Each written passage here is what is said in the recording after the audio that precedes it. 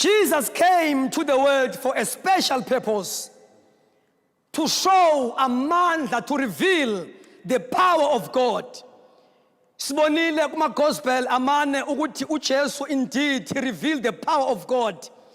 Uye uJesu othe mayifika, more especially in the book of Mark, he healed the sick, waphilisa abagulayo, wasukuma ishosha ngoba amandla kaNkulunkulu abonakaliswa kuKristu. He cast out devils. Alibongwe igama lika Jesu. He performed many miracles. He raised the dead. La uJesu eshunyelwa khona bayaphila abantu abagulayo, asikho isifo esingelapheki when we preach the genuine gospel of Jesus Christ. Njengebandla likaNkulunkulu, we are supposed to operate on that same authority and dimension uJesu aye-operator kuyona. Why? Yingoba uthe uJesu, ngiphiwe amandla onke ezulwini nasemhlabeni. Wayesethi therefore, Lord, therefore udelegate authority anayo uyidelegata ebandleni. Mayithi therefore usho ukuthi we are supposed to move using the same authority as a church. Now, signs and wonders kufanele ukuthi siwabone ebandleni because ibandla likaNkulunkulu must operate on the same authority. Alibonge igama lenkosi. Signs and wonders, mawufunda incwadi yezenzo, you will see ukuthi they were inseparable from the life and the preaching of the church. Malishumayela ibandla lakala, you see signs and wonders there. Ivangeli esilishumayelayo akulona ivangeli esilishumayela kube quiet. Uma lishumayelwa kufanele ukuthi aphume amadimoni. Noma ngabe siyadumisa each and every ministry eyenziwa ibandla lika Jesu kufanele ukuthi i-characterizwe ngama signs and wonders. Noma ngabe siyadumisa, indumiso yebandla ihambisana nama signs and wonders. Badumisa besejele in the midnight. Lithi iBhayibheli even isekelo zetilongo was shaken. Amadoda amabili and they were bleeding in pain. Kodwa amandla endumiso, abantu abadumisa be under the supernatural power. Abantu abadumisa be under the influence of the Holy Spirit. Indumiso yabo ihamba nama signs and wonders. Ministry eyenziwa ibandla okudelegate kulo i-authority kaJesu ayihambi yodwa. Noma ngabe kuthiwa siyathandaza, umthandazo webandla awukho quiet. Book of Acts chapter 4 verse number 31. After they have prayed, the place where they were assembled was shaken. Mabeqeda ukuthandaza kwanyakaza indawo ababethandaza kuyo. Lithi iBhayibheli bagcwala umoya, bashumayela izwi ngesibindi. It's high time ukuthi ibandla likaNkulunkulu lingabi too theological. Mahla sermons are eloquent. Kodwa uthi Paul, intshumayelo yami was not with men's wisdom. It was with power and the Spirit of God. Alibonge igama lika Jesu. Signs and wonders were inseparable from the life of the church. They were integral part of the mission of the church. Now, as the church of the New Testament, sikumbuzane ukuthi we are called to be supernatural in every area of life. As I've said, noma siyathandaza, ingakho kubalekile ukuthi ibandla likaThixo lililele ipresence kaNkulunkulu. Ngoba uthi uma ngabe khuluma noMose uthi abangakhele indlu engcwele so that I may dwell among them. Ukhonza kwebandla kungekho the dwelling of God, the presence of God. Yonke into esiyenzayo noma ngabe siyashumayela sifana nabantu abadeliver speech. Ayikho into ezokwenzeka if usenza izinto outside the presence of God. All I'm trying to say, since uJesu came to reveal amandla kaNkulunkulu, we must not forget ukuthi ibandla lingumzimba kaJesu and uKristu yinhloko yalomzimba and iheadship kaJesu i-exerciswa through the body which is the church of Jesus. Alibonge igama lenkosi. Uthi ke onke amandla anikezwe mina ezulwini nasemhlabeni, therefore go. Ukuhamba kwethu sihamba with the very same power, with the very same authority. Alibonge igama lika Jesu. Now ke ibandla lika Jesu supposed to be supernatural. Vele it is supernatural by nature. Ngoba the church was launched in power during the eventful day of Pentecost. Makwehla amandla kaMoya Ingcwele lazaleka laba khona. Now uma ibandla li supernatural lizelwe ngomoya, that means it is not a man-made institution.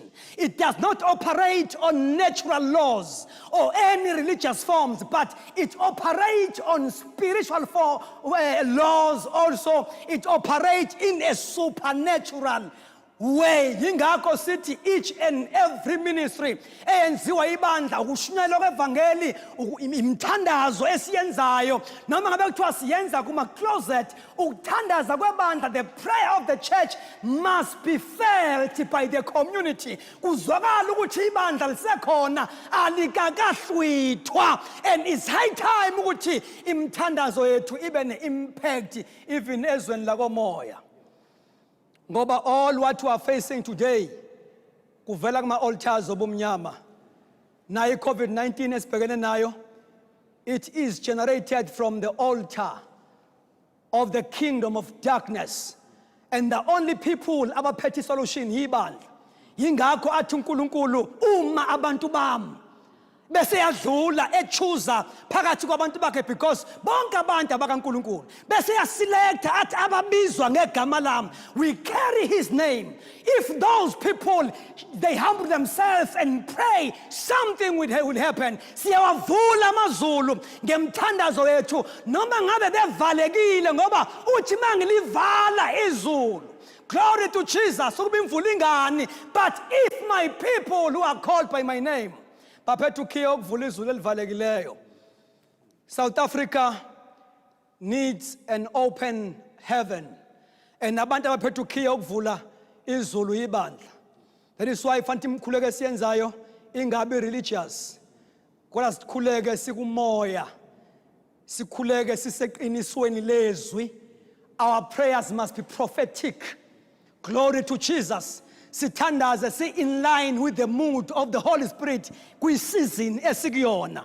Now ibandla was launched in power, supposed to operate in a supernatural way, because it is a living thing. It is an organism. It's not just a social gathering. Abantu abahlangene ngoba bezelwe ngomoya. Alibonge igama lika Jesu. Now we have to know ukuthi signs and wonders were inseparable from the life and the preaching of the gospel in the early church. Now, as we are about to close, there are 5 supernatural signs uJesu awathembise bonke abakholwayo. Now, ayi-role yawonke umuntu okholwayo. These supernatural signs that I'm going to mention, akufanele siwa expect kubantu abakwi-5-fold ministry as a church, but a role of every believer. So long you are a member in the body of Christ, you can perform these miracles. According to Mark chapter 16, verse number 17 up to 18, the Bible says, and these signs will follow those who believe. Those who believe. Number 1, they will cast out demons. Noma ngabe usindisa izolo, i-authority kaJesu i-operator ngayo. You can cast out demons. Ngoba i-role of every believer to cast out demons. You are anointed. Sinokugcotshwa kaNkulunkulu. Kune-anointing nje oyithola ngokuthi uzelwe uNkulunkulu. Alibonge igama likaJesu. Number 2, they will speak with new tongues. Ilanguage leyo edithi uSathane akakwazi ukubamba ama prayers esiwenza sikumoya. Number 3, they will take up serpents. Sikubonile kwenzeka kuPaul mabefika eMelita, after ebuya nezinkuni ehlane efika kwisport esasinomlilo, kwaphuma inyoka, kwamangala abantu ukuthi umuntu onjani lo, even the snake can do him no harm. Kugcwaliseka iverse elithi they will take up serpents, and serpents symbolize evil spirit. Alibonge igama likaJesu. Hallelujah. They will take up serpent. Number 4, if they drink any deadly thing, these are supernatural signs. If they drink any deadly thing, konke okubulalayo ngeke kube nabuthi kuwe uma ukholwa, noma usathana ngak-atheka ngedliso, ulele ebusuku uphuphudla into ongayazi, vuka ukhothe isethembiso. They will drink any deadly thing, it will do them no harm. Ngoba umzimba wakho itempeli kaMoya Engcwele. La kuhlezi khona uJesu. uJesu cannot occupy the space with the devil. Lastly, they will lay hands upon the sick and they will recover. I want to believe ukuthi before uJesu abuye, uMoya Oyingcwele will make a full restoration ebandleni. We will see imvuselelo in every corner of the world. In the working place, eyikoleni, we will see the revival. And the last revival, uMoya Oyingcwele ayiphathele ibandla, yimvuselelo engeke ibizwe ngegama lomuntu. Kodwa kuyoba imvuselelo kaMoya Oyingcwele, where every member in the body of Christ will be effective. Glory to Jesus. Hallelujah. Ngoba ma kuzwakala umbiko wokuthi nanga umyeni usefikile, lithi iBhayibheli intombi ezilishumi zavuka ebuthongweni as a sign of revival. Glory to Jesus. Kwachekwa amafutha ukuthi asekhona neyibanini. Restoration.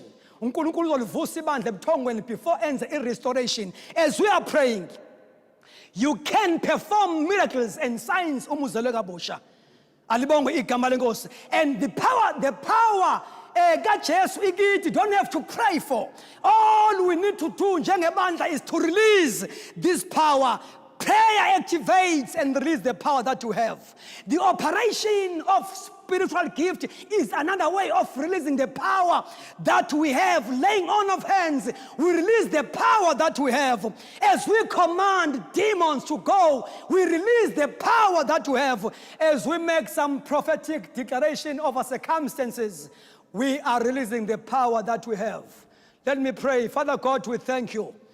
Ngegama likaJesu vuka mkhono kaJehova wembatha amandla akho. Baba wethu namandla onke, that is our prayer today. Ukuba uvuse ibandla lakho every corner. Baba wethu namandla onke to bring the solution. Siyabonga Baba ukuthi ongenzeki kubantu kuyenzeka. In Jesus' mighty name, amen.